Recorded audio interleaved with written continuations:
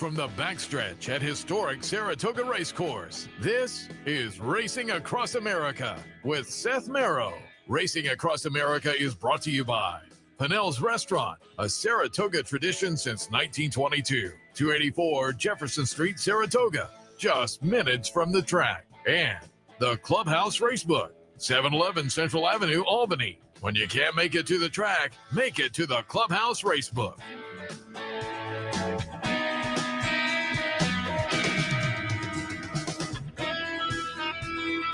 Good morning and welcome to Racing Across America on this beautiful Saturday morning, live from Saratoga, our Clare Court set. Should be a fun morning. Looking forward to it. A little bit later on, we'll be joined by Jose Santos, Funny Side fame. We'll talk about that and more with Jose a little bit later on. Also joining us today, Will Walden. Nice victory yesterday. He has Pipsy in the Caress today, coming out of the win in the Intercontinental. So we'll talk about that and more with Will. But happy to start out the show with one of our friends here up at Saratoga, and every year hosts a nice event downtown. That's coming up. We'll hit on that a little bit later on. But it's Kendrick Carmouche. Kendrick, good morning. Good morning. How are you? Very good. Happy to have you on board. As I say, it's always fun to shoot the breeze with you, and it's always fun. Normally, we're in the studio down in Albany watching the rest of the year. It's fun to watch you and the interaction with the fans and whatnot down in New York and around. And for folks who aren't familiar, I always say up here at Saratoga, I think we pull new people into the game, and so they're tuned in. Folks aren't familiar with you, you always give the shout out to Louisiana. Talk about the start of the career. And whenever I get a Louisiana person in, it's always, I started, we had the weekend, we'd just be doing some races out in somebody's field. Yeah. Growing up over there in the country in Louisiana, you're always on top of a horse, or we having cookouts or something, but the pure love for race horses and any type of animal, with the people from Louisiana, we just love animals, and I'm just glad that it ran in my family, that my dad was a jock, that it could have passed down. And I love these animals. They mean the world to me. So you started your career in Louisiana. How'd you progress and wind up in New York? Just traveling. I went from Louisiana to Sam Houston, and then Jack Service and Randy Allen had called me to come to Philadelphia one winter. I still had 6 months left of my bug, and Mom and Dad always said never pass up on an opportunity, so I always thought, that was a good pep talk from there, so I just traveled along the ways, just went to Philadelphia, done Philadelphia for the first couple of years of my career. Then I went to Charlestown, went from Charlestown to Delaware, then Delaware to Arkansas. Then I end up back at Philadelphia Park, and that's how I built my career, winning races there, and getting my talent a little bit better than just having a natural talent. You always got to prep it, So I thought by the time I get to my 7th or 8th year in Philadelphia, I was pretty mature enough as a man and as a jockey to step it up in the big leagues. And here we go. We're in New York 11 years later. And here we go. And I had to pull it up. I knew when I had you in here because, again, I was down in the studio back in April when this happened. And I was watching, man, I was smiling watching April 5th. We're going to watch Crimson Light get it done. This was career victory number 4,000. Congratulations on that. Thank you. But it was quite a ride, too. He had to grind it out down the stretch. You get it. Then, as typical after a win down at the Big A, you're saluting the crowd. But even better, you take the 4,000 poster, the 4,000 win poster, over the fence to greet the loyal fans there. That was fabulous. Just reflect on the day. I knew going into the day I had some good shots, but when they started winning, I was like, wow, this is going to be a phenomenal day, It wasn't something that I thought of to go do. It was the right time, right place. I thought my 4,000 meant as much to me and my family as it meant to those people in the stands. And, they're a big part of all our careers, because if it wouldn't be for the gamblers, we wouldn't have careers, it was just amazing. I love it. I love the love from people, you know. I love that. And you can see it there. You jumped over the fence and they flocked to you. They're Kendrick fans down there. Yeah, you know, that's what life is about, you know. Spreading the joy, spreading the love, and that's me. Yeah. Now, as I say, I had a big smile on my face watching that afternoon. It was fun to watch, and again, to get to 4,000, heck of a career. Yeah, that's a lot of hard work, and it's still a lot of hard work because, as you know, it's when you're on top of that mountain, they always got another jock that want to knock you down or another agent to help you knock down. So, you know, I'm always, you know, trying to just study and do the best that I can with the horses that I have to be successful at the end of the day. You talk about studying. I'm just curious with jockeys. Some I've had in here do more than others. But is there an amount of studying for you, like the night before, the morning, kind of looking at the PPs and seeing what the competition might have in mind strategy-wise and that kind of thing? Yes. The good thing about riding in New York, the horses don't change as fluent as people shipping in, people coming out. So you get to know every horse throughout the year. So that's my thing, you know, remembering every single horse and knowing what every horse have a tendency of doing. And even though I don't ride them, I know how to beat them, you know. So just a lot of work, you know, a lot of replays.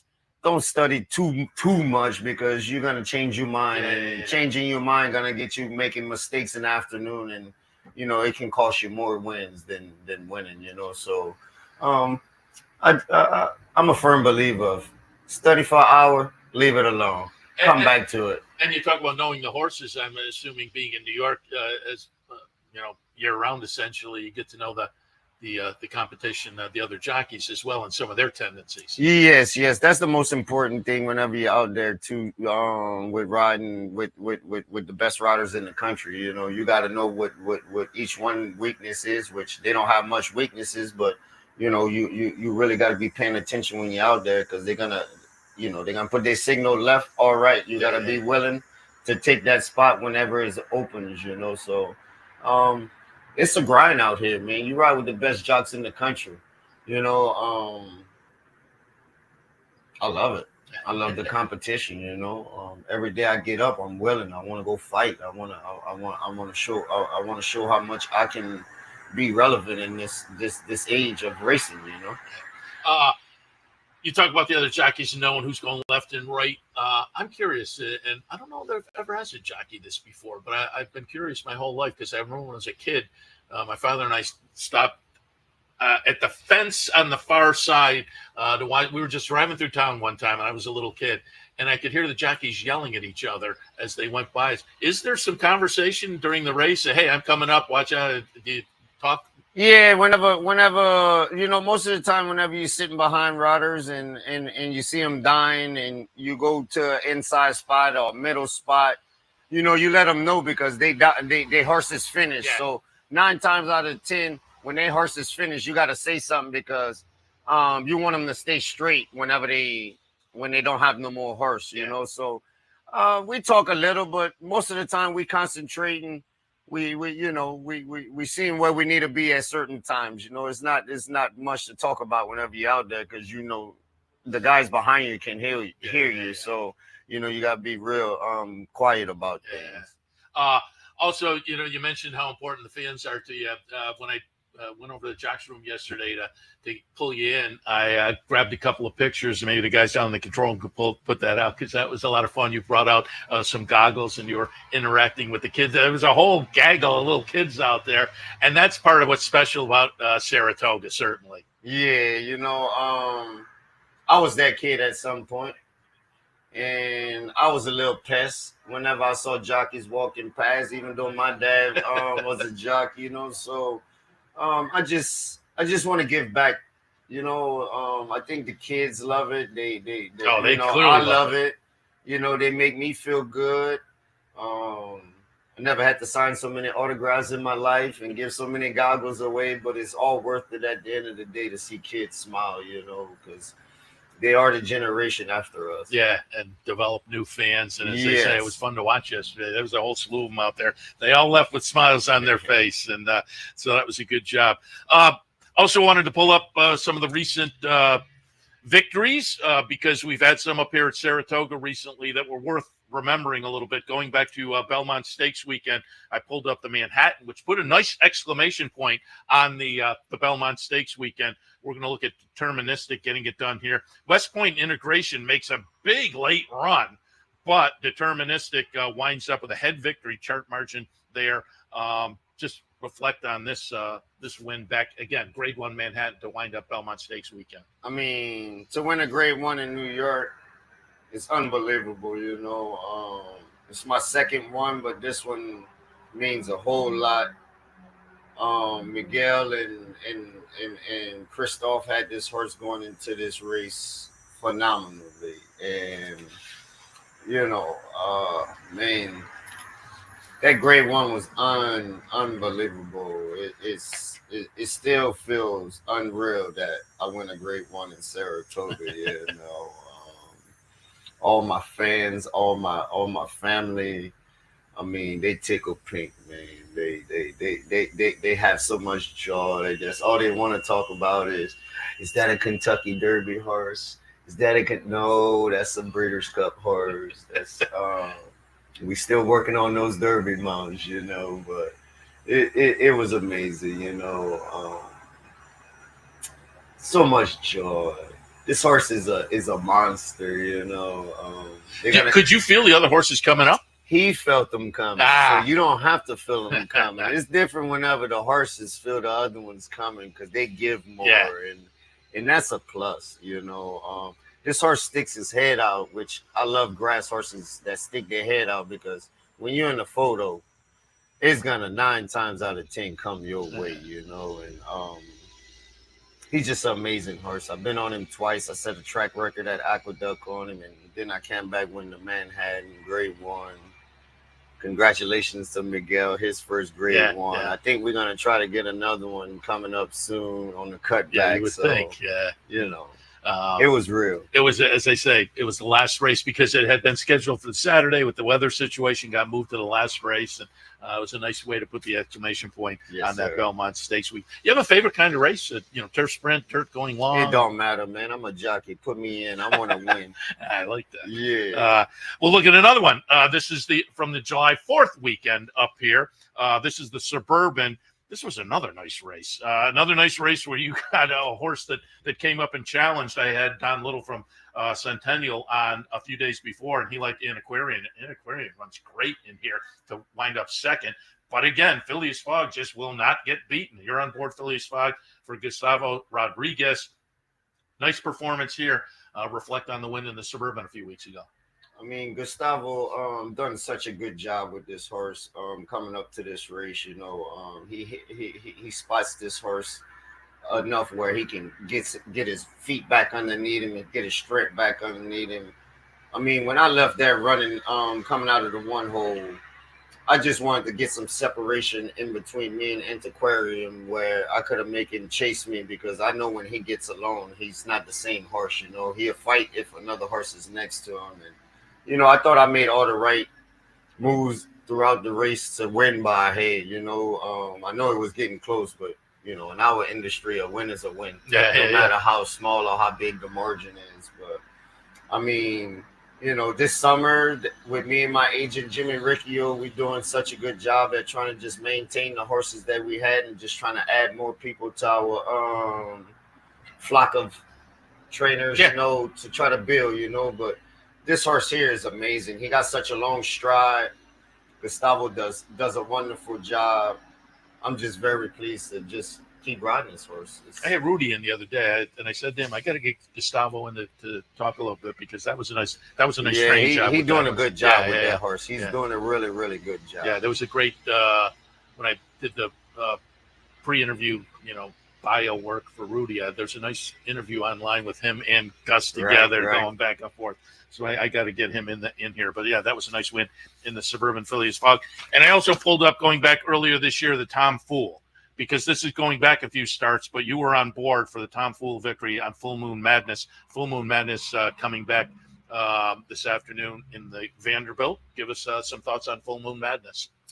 He's doing great. I talked to Michelle Nevin this morning. He's doing great. She understands that this is a really salty spot for him, but You know, when horses are doing good and they're running forward, you gotta try them. You know, you never know. It's called horse racing. You know, so you never know what can happen. I love the horse. He tries for me, so you know we're gonna put him in a position where we can sit, put, and then see if they do enough in front of me where I can run them down. You know, tough race, but we in it to win it. Yeah, it is a tough race, but I think he's a player. And as I say, this was a few starts back that we watched, but he's coming out of a little stakes win down at Delaware in the last start. So I think he's a live player. I really do think so too. Yeah, he ran against a tough horse with Freddie Velasquez that came off the bench. That was 2 for 2. Ferraccio, if I'm not mistaken, he runs second in the Gallop Bob, and you know, for my horse to beat that horse and a fresh horse, that's really good. Yeah. And that's just one of a few. You have one in the Caress. You have one in the CCA. Oh, you're on Take Charge, My Lady, in the CCA Oaks, and you got to be looking at that last race and thinking, oh, this could be a lot of fun this afternoon. I think I'm gonna give me another grade 1 today, man. I really do believe that. You know, Kenny McPeak has these horses ready coming into the race, and he don't give no instructions because we know how he like his horses to be written, and I think today he gonna give me a leg up and he gonna say do what you do best, you know, and I think that's gonna be the right thing to do because I think we can win a grade 1. Yeah, off of the last, I would have to agree. She is an absolute player and a fun addition of the Coaching Club American Oaks. How often do you get instructions from trainers as opposed to? Not often. Yeah, you're a guy who's a veteran. Often. Yeah. They respect. I assume if a horse has a certain quirk or something. Yes, that's different. That's when a jockey need to know that. Yeah. But you pretty much ride the same horses throughout the year. Maybe you get a different, some different ones. But this is when your homework come in hand, and this is when the trainer can give you a good input on the horse and give you a leg up and tell you still do what you think best. Yeah, a guy who's been riding as long as you. Yes. You gotta trust because as you said earlier, you have all the planning and everything. The gates open, you're going to plan B. For me, I try to stick to plan A. B usually pops up and win 1 out of 5 times. Yeah. I'm an A guy, so I try to make A work. Yeah, that's very good. Before I let you go, the reason I had you in today was because coming up on Monday, once again, it's Gumbo with Kendrick. Benefits the Thoroughbred Retirement Foundation. It's going to be downtown at the Principessa Arena. That's on Oak Street. The website is there, Thoroughbred Retirement Foundation website, trfinc.org. You can get more information there. And I checked last night. Pre-sale tickets are sold out, but they say they're going to have some limited tickets available at the door. And I highly recommend it. It's Gumbo with Kendrick. I have been in previous years, and you do a great job. What's the game plan? How early do you show up to start firing up the Gumbo? Well, I have such good help there. Karen and Joe and Uncle John, they all prepare everything for me. That since the first year I've been there, I told them what I need, and they do such a good job at Principessa just to get this TRF going. And I get there around 1 o'clock. It's simple, for me, but Louisiana guy, Gumbo, so I have good help. I bring my family along with me. They help out. They got a couple guys there that work at Principessa that helps out. So it's a very good event. It's a very good event to give back to our horses that done such a wonderful thing for us, made us have joy. It's a seed of belief how much people come out there and donate their time and effort and money for these horses, and I really appreciate it from my standpoint and my family because it means a lot for us. And typically, you also come out of the kitchen and mingle with the people. And yes, you got to come out the kitchen and I love going to talk to everybody because they are a part of our lives at some point, So I just can't wait for Monday because I want to give me a bowl of gumbo too. Unfortunately, I think I'm going to be out of town because I've gone in previous years and I highly recommend it. And again, it's for a great cause, Thoroughbred Retirement Foundation. So put it on. Saratoga is so much fun because of the social things that go on. This is one of the early season ones that is definitely worth checking out. Gumbo with Kendrick, Monday evening, Principessa Elena. And again, I wanted to get that in there because, as I say, it's a great event. So Yes. yeah, appreciate your participating in that, and appreciate your participation over on the front side. Again, it's been a nice Saratoga so far, going back to Belmont Stakes weekend. Plenty of great action coming up, including some stakes opportunities today. So, Kendrick, appreciate it always. Good luck going forward, and we'll talk again. Thank you, brother. Louisiana. All right, we'll take a break. When we come back, Will Walden is in the house. We'll talk a little bit about what he has coming up, including Pipsy this afternoon. All of that and more. Stay tuned.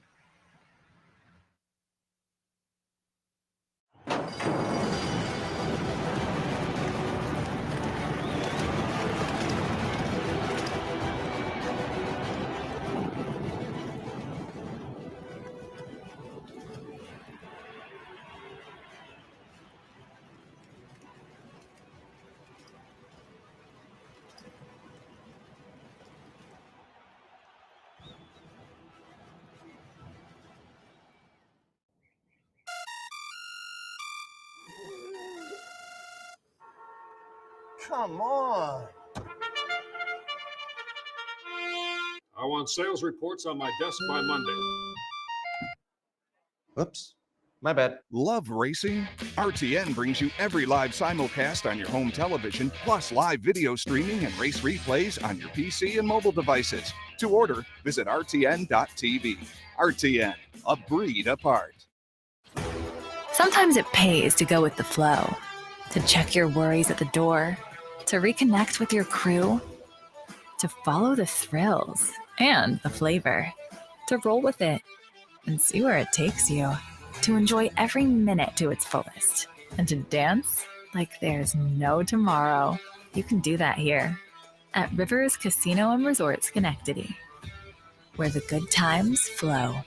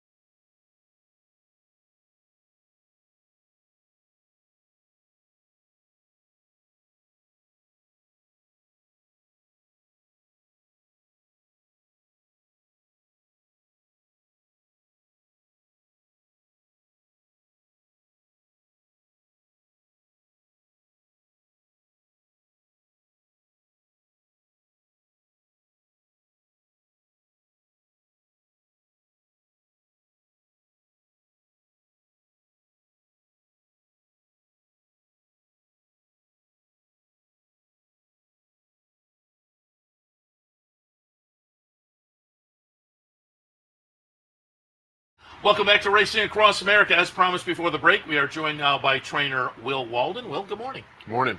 And I said earlier, relatively new on the training scene. How long have you been training? This is Keeneland embarked the end of third year, so we're on the beginning of fourth. Okay. So as I say, relatively new, but not new to the game, obviously, with your dad, Elliot, a trainer, now his work with WinStar and whatnot. So I'm guessing, was the horse game always a career goal for you? Yeah, it was. It's funny. We were actually talking about it at dinner last night, me and my dad. He stopped training in 2005. I was born in 90, so I was 15. Depending on when he stopped in the year, maybe I was 14 still. Yeah. But I was so pissed off when he quit training because in those last 2 years, I just started to I kind of taken the fact that I got to go to the barn all the time and be around all the horses. I thought it was cool, but I kind of took it for granted from the sense like what a awesome education it would be to lead me towards what I wanted to do for my future. And that's because I didn't know I wanted it to be my future. And then right when he stopped training and went to work for WinStar as race manager and vice president, and then to end up being president, I was really upset. I mean, I gave him a hard time for about a year because I thought he was selfishly. I thought he was robbing me. Thought he was robbing me of my education. I remember he sat me down and he said, me quitting and you not working for me for your whole career is the best thing that could ever happen to you. He said, go out there and learn from Mott, Pletcher, Wesley Ward, Jonathan Shet, like all these Hall of Fame guys. Take a little bit from 4 or 5 different barns rather than just one barn. And it was the greatest piece of advice he ever gave me. And that's what I did. I went to work for Mott, Todd, Wesley, Dale, Jonathan Shepard. Got to learn from some really, really great guys and Hall of Famers in the industry, which had my dad been training still up to this point, probably would have never done that. Yeah.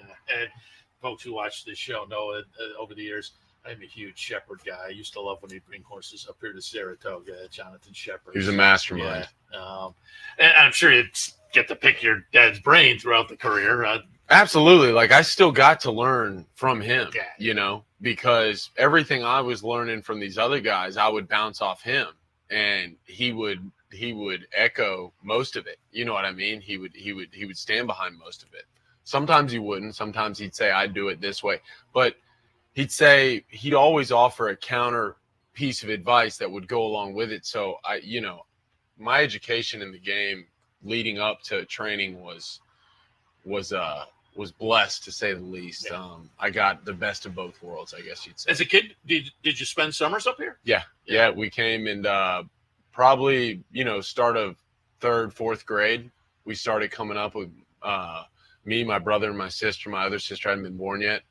And they'd rent a house here for the summer, and we'd spend all summer up here. I would hot walk some, try and get out of that most days because I wanted to, do whatever. But me and Jimmy Bond's sons, Kevin and Ryan, Riley and Miguel, Riley Mott, Miguel Clement.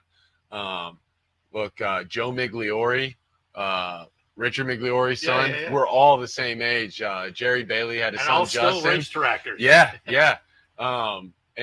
So not only did we have our fathers that we were here with, but there was this little inner network of kids that were pretty much all around the same age. I don't know if all the trainers decided, hey, let's just go ahead and, let's get pregnant and let's have, but if it was all planned, but it worked out. I mean, great relations, still have great relationships with them today. I have Joe on every year. He's been Riley. I asked him at the beginning of the meet. He was in here at one point earlier. The Belmont or Derby. The Belmont Derby ran second. Yeah. And I asked him, if he's in, he said I'll be in and out. I'm trying to get him in as well. But the trainer child rat pack, I guess. Yeah. Very good.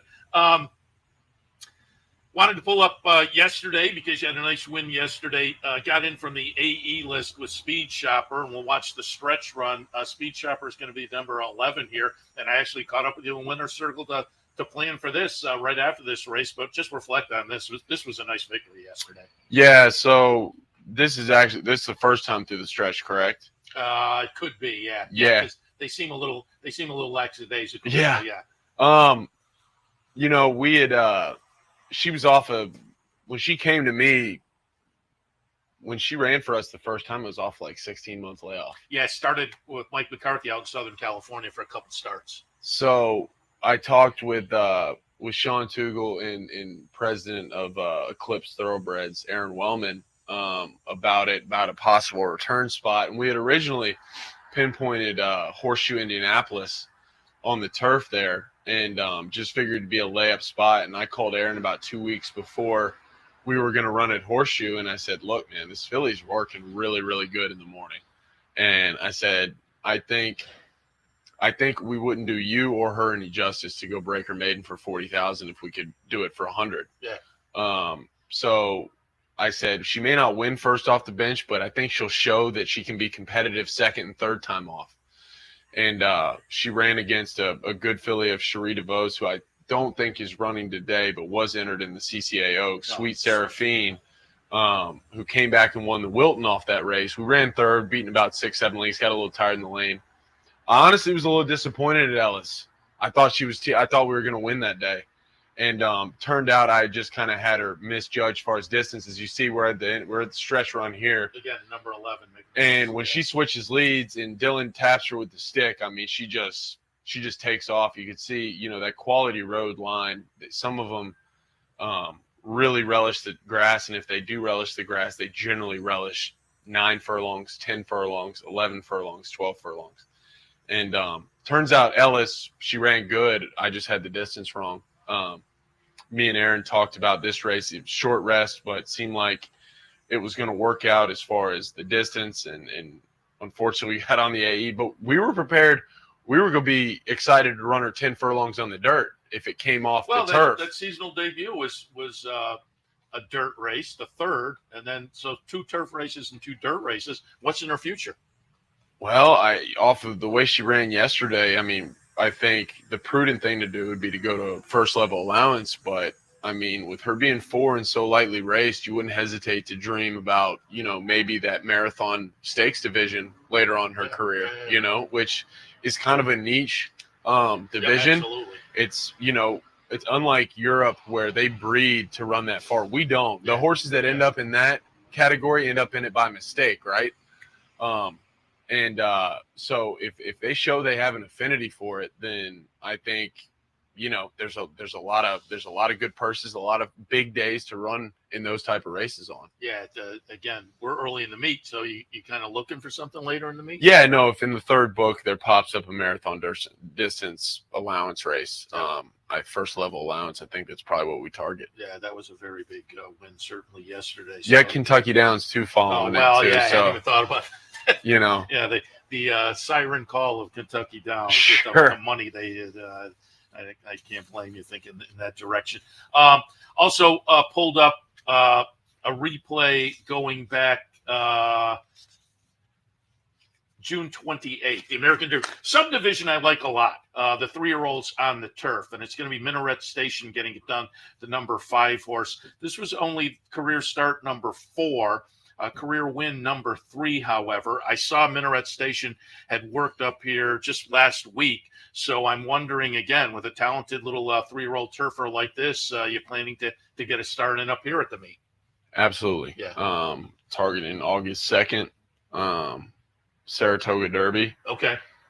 I know both the last 2 wins have been at 1 1/16, but for me, you know, with the breeding, I think this horse is just starting to mature. Like, I really don't think he's totally figured out what he's supposed to do yet, which is scary considering he's won his last 3, one of them being a graded stake and the other being a listed stake off of a long layoff. But I think he wants to run all day. Okay. I think there's going to be some people that I think your top 2 finishers in the Belmont Derby might not like the spacing from Saratoga Derby to the Nashville Derby. Excuse me. It's only like 27 or 26 days. I think the Saratoga Derby can come up relatively light.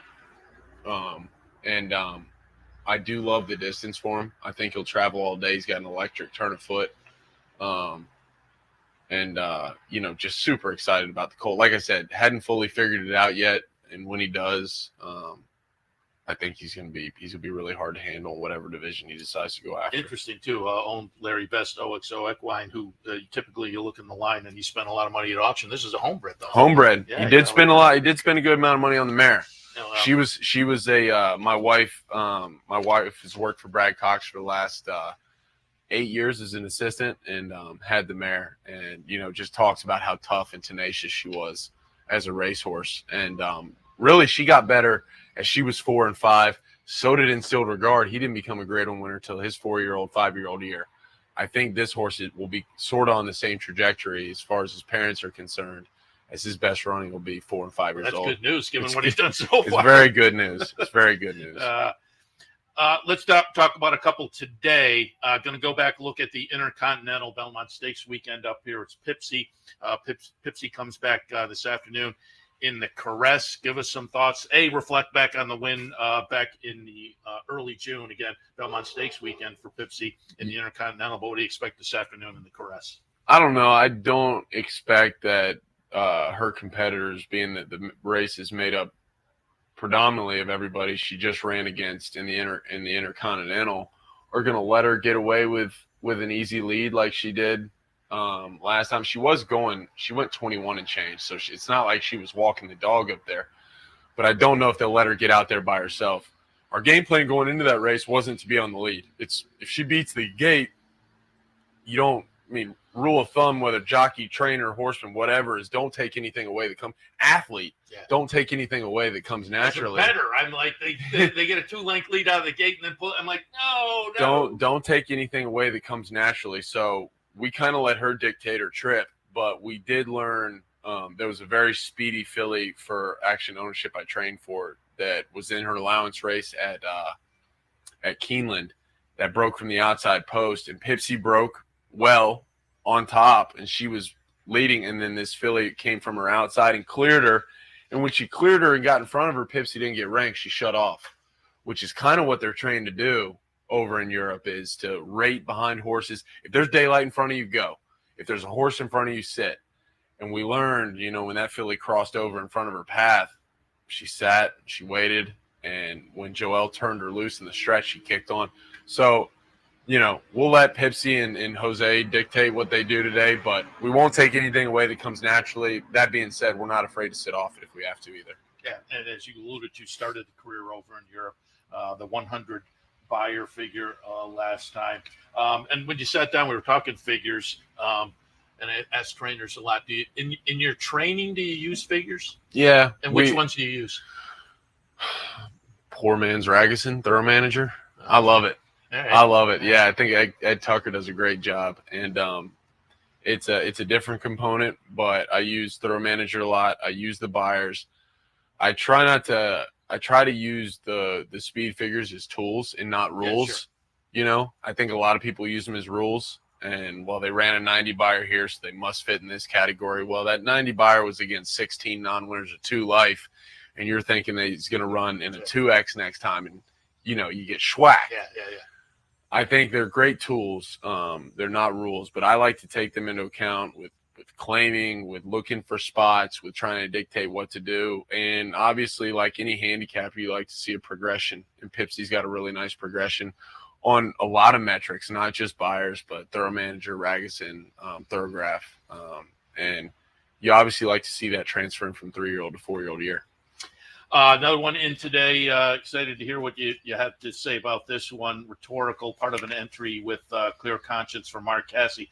But Rhetorical, we are going to take a look back at Belmont at Eckwood at May 18th. Rhetorical, a nice win here. Second win in 3 career starts. They bookend a 3rd place finish. The first 2 starts were last year. This was the seasonal debut, and it was a nice win for Rhetorical. This seems to be a promising runner. What do you expect this afternoon from Rhetorical? He's a really nice gelding.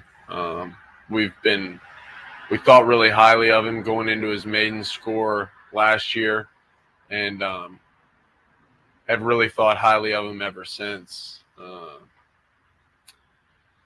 Funny enough, the only horse he's lost to is Clear Conscience in that second start. I didn't pick up that. Co-owned by Adam Wachtel and Gary. He botched the break both times in his first 2 starts. Okay. Completely whiffed. He got rank in the second start. The first start, he didn't know what was going on. First start, kind of green, didn't really know. Second start, he knew what was going on, botched the break, got pretty keen down the backside. Looked like after the race, you'd say he was probably the best horse. He had 1 horse beat turning for home and came flying. And we did a little gate work with him, a lot of gate work with him leading up to his 4-year-old debut, in his 2025 debut. And he broke a lot better. He was able to stalk the pace, sit right off it. And when I read push the gas pedal, he responded. Responds well to the stick. It's funny, like in his first race and even in that race, he takes the lead and he kind of idles. And then as soon as the jock goes to the crop, he's got an explosive turn of foot. We think a lot of this horse. And we're skipping a couple conditions today. We got rained off the New York Red Yeah. 2X last week. It didn't fill on the overnight. Weren't crazy about the 1.125 in the first level allowance. We elected to go to the two lane allowance, and we think he fits nicely. I like the confident move there. That shows a little belief in the horse. And again, this is a New York bred, and you have a talented New York bred. You have all kinds of options. Sure, absolutely, absolutely. It'd be fun to see what he does. I wanted to look at one more. You mentioned Horseshoe Indy. Going to take a look at the career debut victory for Solo Venturi. This one's in Sunday in the 3rd, but it's an MTO. But I would guess if he's ready to go, if weather holds up, which it seems like it will, and so maybe you won't get in Sunday from the MTO list, but I would expect we'll see Solo Venturi at some point soon. Yeah, trainer very good. Got hurt here off of this race and had to get some time. Nothing major, but Irad actually came to Horseshoe Indianapolis that day. It was a dark day at Keeneland, and I called his agent and asked. I said, "Does Irad go home to New York on the dark day?" He said, "No, he stays in Kentucky with Jose." I said, "Would he go to Horseshoe Indy? I've got this colt I like quite a bit," which just because we debut at Horseshoe Indy doesn't mean we think any less of him. Minaret Station broke his maiden at Horseshoe Indianapolis. And, I mean, you can go down a litany of Brad Cox horses that have started at Horseshoe Indianapolis. Monomoy Girl, Wet Paint. What was the Classic Empire that won the Arkansas Derby 2 years ago, PA bred. Anyways, Angel of Empire broke his maiden at Horseshoe Indy. We just use it because we feel like most of the time I use it because I feel like the horse is a bit green and needs, if he's going to make costly mistakes, let him do it in a company that's a little bit easier to overcome those mistakes, rather than if you make some costly mistakes at Churchill or whatever, you can distance yourself from the field and not really learn or educate yourself at all. So Irad agreed to come ride him, botched the break. Irad ran him up, like put him in a schooling, really great spot, put him up in between horses, got a bunch of dirt, traffic, tipped out Turner for home and blew on by him. I'm not certain what this horse wants to do going forward, albeit, Constitution out of a Medaglia mare. You could make the case that grass could be in his future. You could also make the case that it's just 2 turns. Could be dirt as well. The forecast looks like we're going to get some rain starting at 11 tomorrow. So it's possible he sneaks in. Right. It's a lot tougher MTO spot tomorrow than it was yesterday when he was MTO'd against straight 3-year-olds.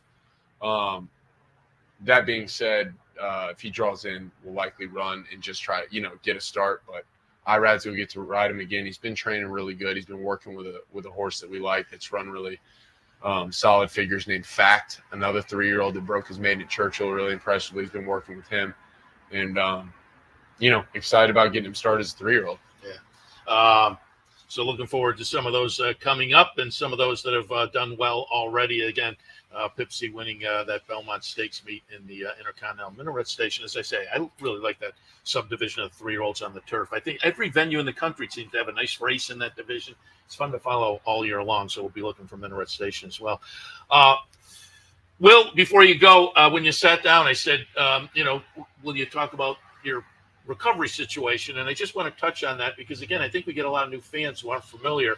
You're fairly new on the training scene and doing very well. You come from the family, with your dad and whatnot, but you've been very open about it. You had some substance abuse problems that I think it's an inspirational kind of thing to talk about a little bit for people who maybe are in the same situation or people with family members in the same situation to get kind of maybe a positive outlook and some hope. And you were tied in also, I think, with the Stable Recovery outfit, and you've subsequently had people who have had those kind of issues and overcome them work for you and whatnot. So just reflect on that a little bit for people. Yeah, we've got a couple of them that work for us now that are invaluable assets to our team. And it's great because in that brotherhood that we share with this, if you want to call it trauma of substance abuse, which it may be self-imposed, but it's still traumatic nonetheless.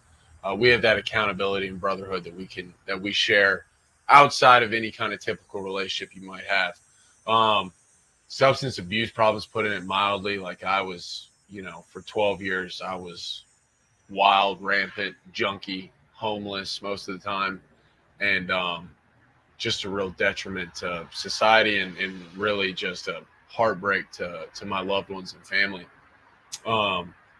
But Christian counselor that actually runs Stable Recovery with Frank Taylor, I met him in the last, 2 years of my addiction. And that man, he was like a pit bull. He never quit coming after me. And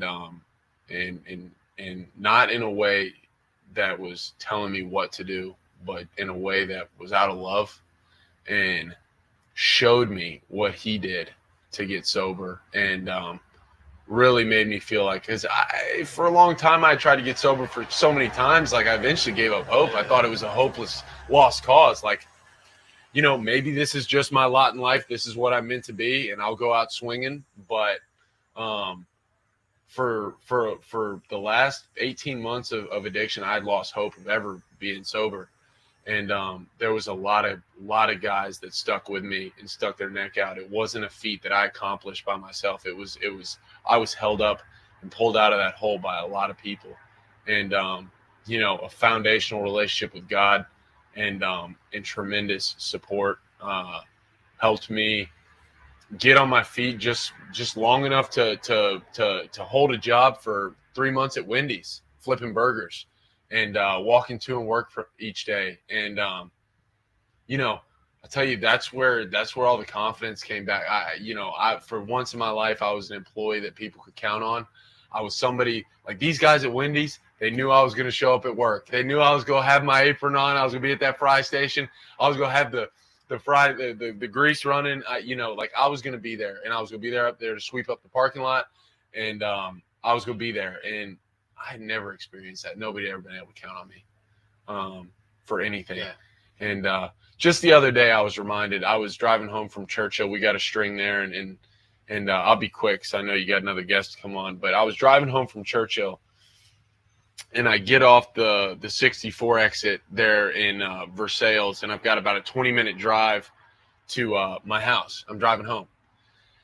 My mom and dad, they have a house in Versailles at Windstar, and I also have a string of horses at Keeneland.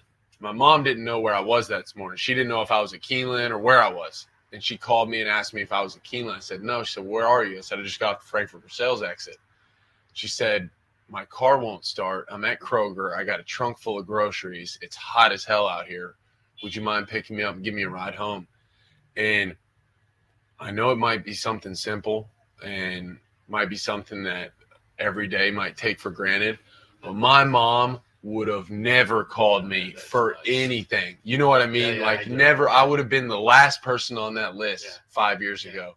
And it's the little things like that. It's the perspective I've gained through the help of a lot of people that just look at life a different way today, and just want to appreciate exactly what we have. And I've got a beautiful wife and 2 awesome children that are the real gift of this recovery. The business is doing great, and we're excited about that, but our identity is not tied up in horse racing. Our identity is tied up in being, a sober member of society that's willing to outreach and help any way we can, and, honoring God in any way we can.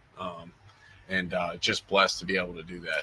I'm glad I asked. I'm glad you shared that, because I think for folks who maybe weren't familiar with that, given your great conversations beginning of the interview, I think people will sit back and say, wow, there's a guy who really turned it around. And hopefully it maybe is inspirational, as I said, to folks who maybe are in that same situation, or people who have family members in the same situation.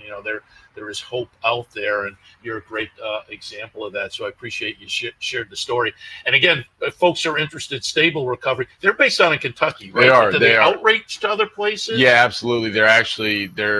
I believe they're in communication with Keeneland right now about getting a property there. They have a house at Windstar where employees live and work at Windstar. They have Spy Coast farms. There are a few farms around Kentucky have special houses dedicated to Stable Recovery graduates that are in there, and they're working for their farm. And they're looking to they're in communications with Louisville and New York and other places about expanding. It's a great program. Christian Counselor and Frank Taylor do such a good job, and they're so passionate about this, and they're truly, truly great. And they have a website out there you can check out if you think that's something, as I said, you or a family member has. And I'm assuming if somebody came up to you and said, hey, you got an idea to help me out, you would. I get it all the time.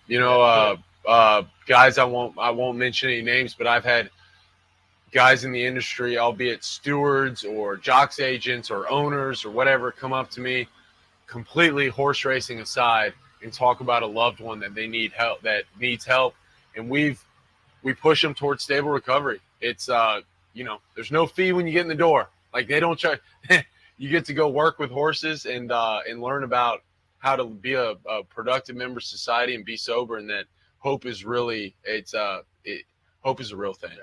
As you say, you kind of lost hope at one point. Absolutely. I'm sure there's a lot of people in the same boat, but realize, looking at a guy like that, there is hope out there. So maybe move forward. And well, before I let you go, I also have to ask, because it wasn't too long ago, you were in the jockeys game, the basketball game, right, in past years? Oh, yeah. Me and Kenny McPeak have been sitting at Oklahoma for the past 3 days, plotting, scheming. I was going to ask you. We're gonna bring it this year. We're gonna bring the noise. And that comes from the genes too. I guess your dad was a player. Wasn't there 1 year where he was hobbling around the racetrack because he hurt his foot in the pickup game? Broke his ankle, condylar fractured his ankle outside, like bone came out of the skin. The week Victor Gallup won the Belmont. Yeah. So he held up the crutches in a V in the winner's circle for Victor Gallup when he won the Belmont. But yeah, in a pickup basketball game. But he was ruthless. He was ruthless. I credit any kind of basketball talent I have to that guy. Well, as I remember, you're kind of ruthless underneath. Yeah. But we'll tout that also. We're going to get Alberto in here and probably Ramon to talk about, because it benefits the chaplaincy. It's a great event every year. I played a few years. I scored a basket. I retired. There it is. I got my and now I'm satisfied playing with the old men at the Y a few times a week. But it's an event. We'll tout it again as we get closer. But happy to see you're going to be involved in that. Well, appreciate the conversation. A lot of fun. First time over here, and we'll have you back hopefully many times in the future, as it looks like you're off to a great start. Again, fairly early in the training career, but good luck this afternoon and beyond. Appreciate it. All right, we'll take a break. He's in the green room. Jose Santos, speaking of great careers, funny side and more, a Hall of Famer, joins us right after this. Stay tuned.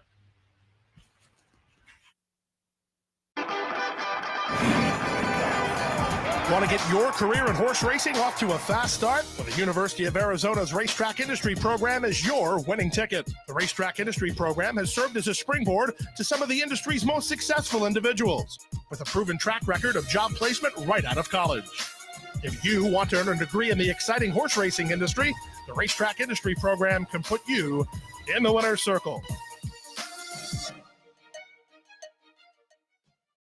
You like free money? Well, Capital OTB gives its players plenty of opportunities to cash in. At Capital OTB, there are so many ways for horse players to receive bonus dollars by simply participating in promotions such as our bankrolls, bounty bets, online handicapping contests, and much, much more. Plus, with Capital OTB's Player Rewards Program, you get actual cash back. So what are you waiting for? Log on today at CapitalOTB.com or CapitalOTBBet.com and claim your free money. Haven't signed up for a Capital OTB account yet? Now's the time to take advantage of the sign-up bonus. Open up a new account with $200 or more, bet $400 by the end of the month, and receive a bonus $200 into your account. Plus, you can take advantage of everything an OTB account has to offer: wagering from any device, live streaming, racing info, past performances, online promotions, and more. Sign up today and take advantage of the new account bonus. Details at CapitalOTB.com.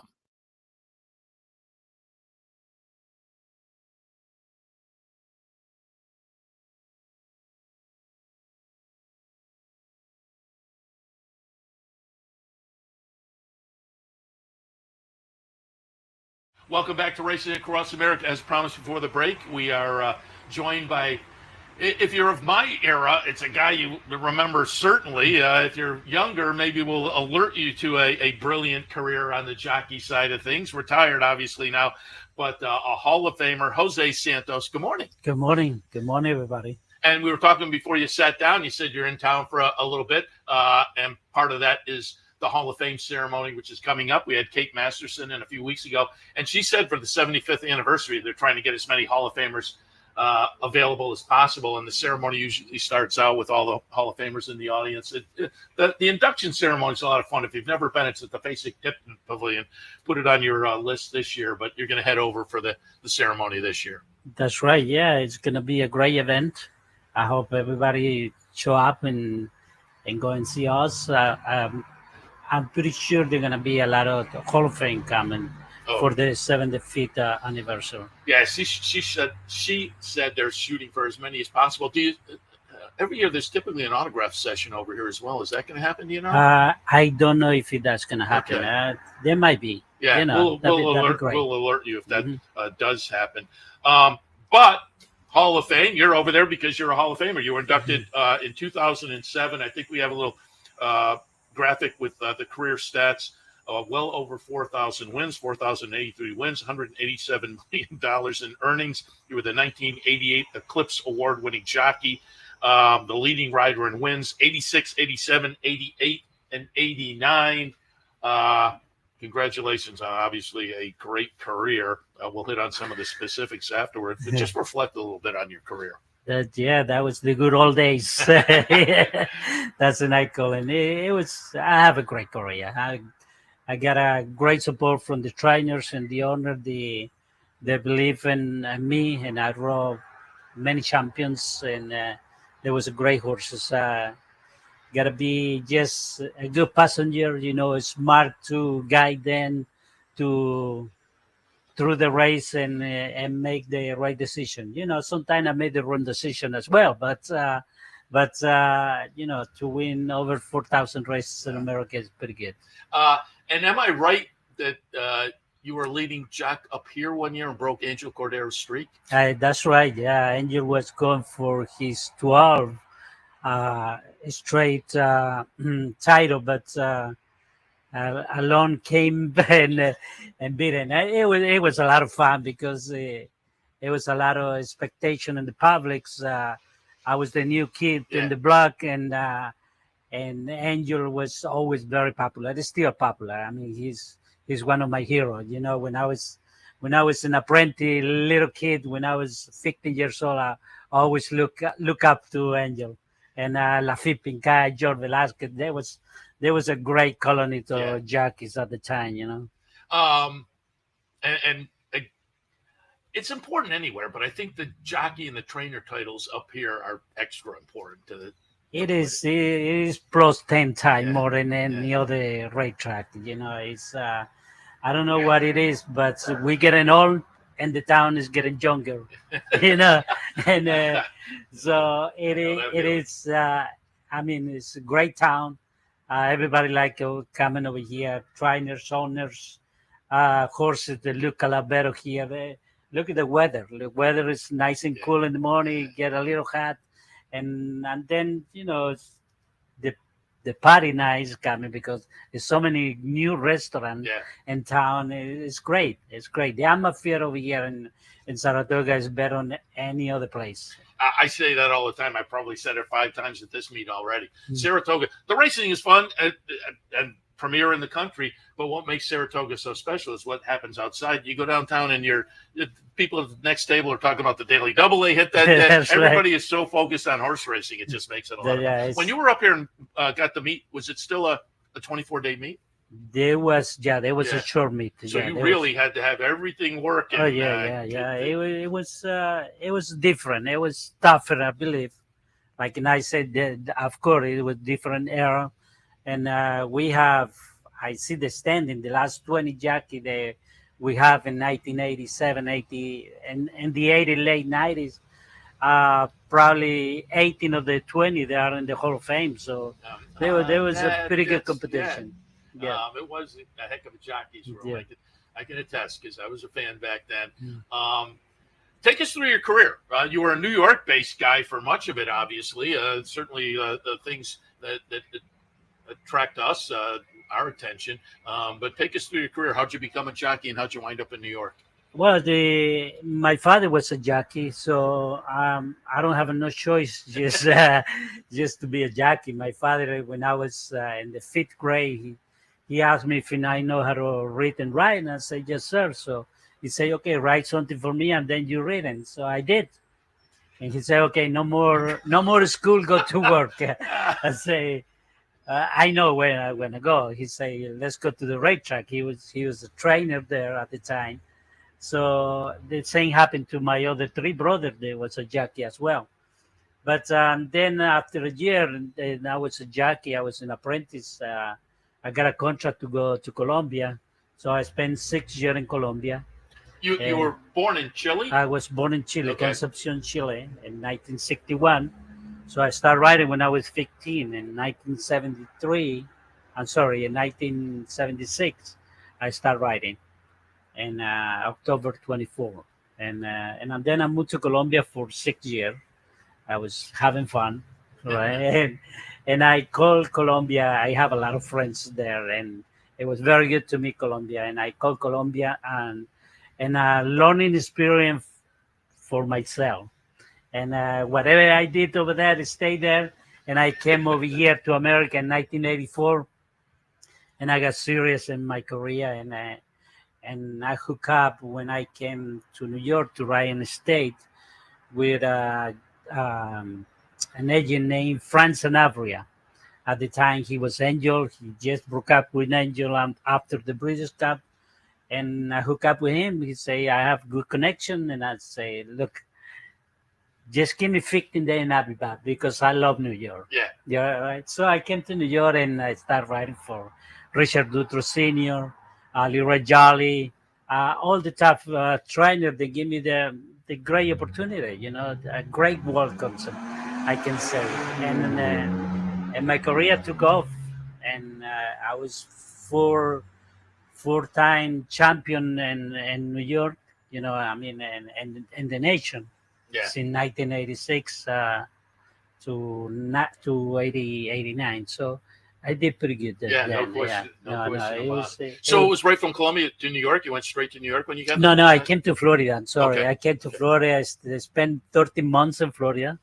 And in the beginning, it was a little tough because the barrier of the language. Oh. It was a little tough, and I was this close to go back to Colombia.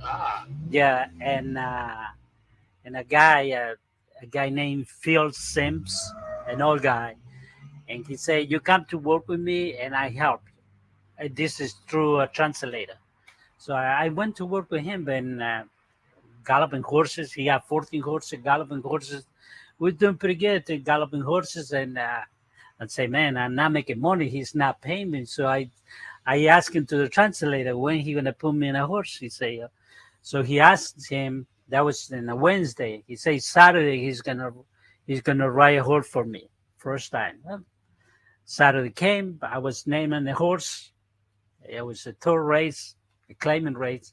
And the trainer say, through the translator, say, if you finish in the first three, I'll be happy. Just go and have fun.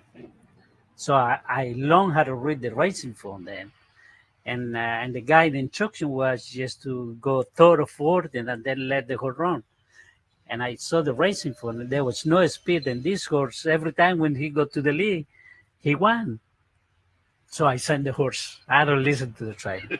I sent the horse and the horse went by 5 lanes. It was very happy moment for me because my first victory in USA, and that was the first horse, and I rode for this guy.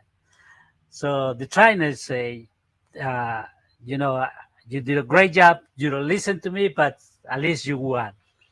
So I keep galloping horses. 2 weeks went by again, and I'd say, hey, my money that I made with that horse, a horse name was Bravo Second. It's going. I need to ride more horses. So they say, no, don't worry about it. He's going to ride the stake on Saturday. There we go. Saturday came, but the stake raised $25,000 purse. It was a lot of money there. Yeah. $25,000 purse. So the guys say, I'll be happy if the horse hit the board because she's going to be a black tie. It was a filly. Yeah. Okay, great. So I read the racing phone again, and I say, man, this filly, every time when she run from behind, she finished well. So I we break and stay behind and behind. By the half a mile, everybody started going in a hurry a little bit because in Florida the ride completely different with the ride over here. So staying behind, everybody was in a hurry and taking my time. And the 3-8 point, I clacked my foot a little bit, and she went. And I said, "Oh, stay over here with me, hold on a little bit." So by the quarter point, I take it to the outside, I clack again, and she went by 3. And the trainer said to me, as soon when I get off of the horse, he said, "Kid, go and get an agent now." And he gave me the permission, and I take off. Yeah, thank to that guy. And I start riding for everybody there. Yeah. And then that was great because that was in Gotham Park, and there was a meet only for 50 days. And then you could there have the record for 60 races, won, and a meet, and I won it for 61 races. So excellent. Yeah, that was a great moment. So, and until now, it's a great moment just to come to here, just to attend to the racetrack and see people. I miss to be in the jockeys room, and we play card. We fussing around with the other jockeys and the and we have fun. We was like a family in the jockey room, and now it's different. Everybody had telephone and everybody in social media, but by then there was only a racing phone and a deck of card in the jockeys room just to play card. And now they got the phone. Right. Speaking of great moments, so I had to pull up this great moment, this great Jose Santos moment. We had Jack Knowlton in a couple of weeks ago, and always like to talk about funny side. We'll get the stretch run here. 2003 Kentucky Derby. You're on board funny side, and it was not just fun for you and Jack and whatnot, but with the whole story of Saratoga and the school bus and whatnot. A very popular victory. Reflect a little bit on winning the Derby on funny side. Oh, definitely. Yeah. Funny side is gonna be in my mind and my heart forever. It's probably the highlight of my career, winning the Kentucky Derby. And they was here. And when he was a 2-year-old, my agent say, "You would like to work a horse for Barclay Duck?" Say, "Oh, do I have to work a horse for that grouchy guy?" He said, "Yeah, I hear it's a good one." So I went and get on the horse work the horse when I get off, and I told my agent, "Don't, please, whatever you do, whatever you have, don't lose this horse. He's gonna be a good one." It was pretty right. Called that right. Yes, sir. I think we also have a picture they can pull up right after the Derby. You went up and accepted the trophy, and you did it with your son, who was during that Triple Crown run. He was standing next to you in a lot of the photos, and now he's gone on to kind of revolutionize. I said when you sat down, I've had him on in years past, but I've met him on the front side a bunch of times this year. And I said, we got to figure out a time to get you in because he's kind of revolutionized the whole job of being a jockey agent. You have to be proud of that. Of course, I'm proud. Yeah, I am very proud of him. He's, I never heard jockey agent. They have 9 or 10 jockeys. Exactly. Yeah. He has jockeys maybe in 5 different racetracks, which is the good thing about him. He's very organized. He's in top in the computer and keep telephone when the trainer call him. Could be from Texas, Kentucky, or here in New York, and he pull up right away his condition book and telephone, and people talk to him, and he have very good mind to remember horses, and so. That's the way he runs his business. As I say, it's for folks who aren't familiar with that whole side of the game. And when we get him in, we'll talk a little bit about it. But he's coming at it from a completely different angle. It has really changed the game of being a jockey agent with jockeys all around the country, and it's been kind of fun to watch that progression as well. But as I say, I'm sure you're proud of remembering those Triple Crown days when he was just the little guy there. Right. Just finally wanted to pull up one more replay and just let you have a memory. And let all of us have a memory of a great Saratoga victory for Jose Santos. We're going to go back and look at the 1999 Travers, the stretch run here. You're on Lemon Drop Kid, who also, just before this, had won the Belmont Stakes. Just remember winning the Travers a little bit. Well, everybody wants to win the Travers. Some people win it 3 times, 4 times, 5 times, even 6 times. I think Javier have won. But the Travers definitely is special in Saratoga, and and I was happy to ride a very good horse there for Scotty Schuhofer, and at the time my agent, I believe, was Sal Russo, which is a very good friend of mine, and we have a lot of fun riding for the Scotty Schuhofer in the 80s, 90s. It was fantastic time. We have a lot of good horses. Yesterday, matter of fact, yesterday I sit down with my friend Sal Russo and his house with Avsteak and the deck, and we was talking about all the good horses that went through there, and it was funny because Scotty liked the jockey get on at the 2-year-old, and I told Sal, it's look. I like my horse, the one I just bought, but the one Georgie Martin was on, I like that one better, and that was a lemon drop kid. Yeah, Good eye. So it's and when a horse run first time for Scotty and win the race or finish second, it was a hell of a horse because Scotty never cranked the horse all the weights, and he liked to see the horses on the right track and see how good it is when they run the first time. Yeah, we've talked about the last couple of days. We've talked about some names in New York. Scotty Schuhofer. We were talking about P.G. Johnson the last couple of days. And you mentioned Leroy Jolly. Yeah, there were some. Those are great trainers. Yeah. I can tell you, probably the best trainer I ever rode for him, and he don't have the quality of horse. It was Angel Pena Sr. Oh, okay. Yeah, what a horseman he was. Yeah, you're right. He had a limited number of horses, but that's did very right. well. Yeah, no, he did very well. He Yeah. take 8 months to train a horse, and then when he put in the races, he won 3 great ones. Yeah. It's nice to reminisce a little bit about the old days, as you said, and I totally agree with. Saratoga has changed over the years. Just looking across at the front side, that's right. There's a whole different facility essentially. But some of the changes for the better. Some of them, the old days were kind of fun. But overall, I think we're moving forward nicely. But part of moving forward is reflecting on the past, and a guy who's had a great career, a Hall of Famer. And again, if you go over to the Hall of Fame induction in a couple of weeks, you'll get to see Jose over there along with the other Hall of Famers that will attend.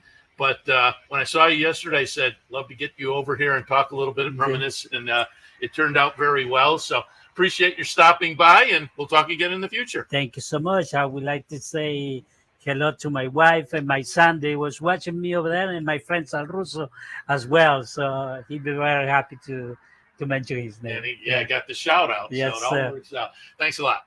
I appreciate it. All right, we'll wrap it up. They're already fired up with the 12:35 post time today. They're already fired up for Talking Horses, so I'll wrap it and send it in that direction. But again, I will remind you that tomorrow at 9 a.m., handicapper support, Loose on the Lead, starts at 10 o'clock tomorrow. We'll see you